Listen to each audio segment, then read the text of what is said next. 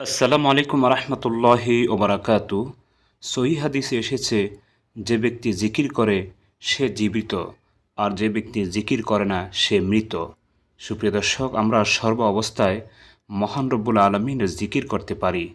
তাই আসুন, প্রিয়নবী সাল্লাল্লাহু আলাইহি সাল্লাম যে সকল জিকির আমাদেরকে শিখিয়েছেন সেগুলি আমরা নিয়মিত আদায় করি।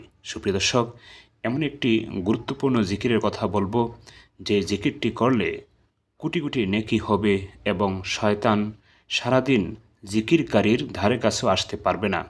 সে জিকিরটি বলার পূর্বে আমি আপনাদের সকলকে অবগতির জন্য বলছি, আমি আমার ইসলামিক লাইফ চ্যানেল ও অন্যান্য চ্যানেলে যত সহি দোয়া দুরুদ জিকির তাসবিহ ইস্তিগফার দিয়েছি সেগুলিকে একত্রিত করে একটি বই লিখেছি। বইটির নাম দিয়েছি কোরআন ও সহি হাদিসের ভিত্তিতে নববী দোয়া।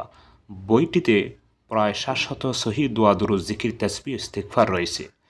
জীবনের সর্ববিষয়ের দোয়া রয়েছে। কোরআনুল কারিমে যত দোয়া ইস্তেগফার আছে সবগুলি বইটিতে উল্লেখ করা হয়েছে।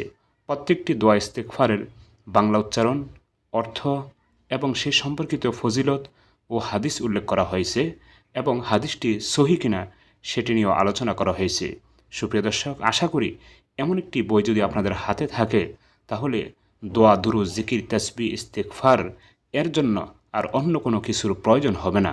সুপ্রিয় দর্শক, বইটি পেতে হলে স্ক্রিনে দেওয়া নম্বরে কল দিলে কুরিয়ারের মাধ্যমে আপনার হাতে পৌঁছে দেওয়া সম্ভব হবে ইনশাল্লাহ।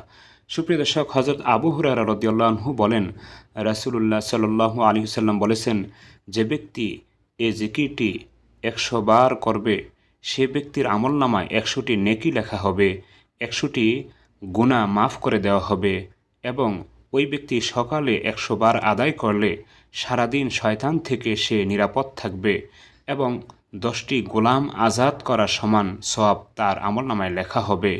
শুধু তাই নয়, ওই জিকিরের বদৌলতে সে ব্যক্তি সর্বোত্তম আমলকারী হিসাবে পরিগণিত হবে ওই দিন।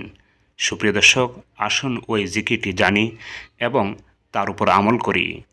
সেই জিকিরটি হলো লা ইলাহা ইল্লাল্লাহু ওয়াহদাহু লা শারীকা লাহ, লাহুল মুলকু ওয়া লাহুল হামদু, ইউহয়ি ওয়া ইউমীতু ওয়া হুয়া আলা কুল্লি শাইইন কদির। আল্লাহ তাআলা সকলকে এই জিকিরটির উপর আমল করার তৌফিক দান করুন। আমিন। আসসালামু আলাইকুম।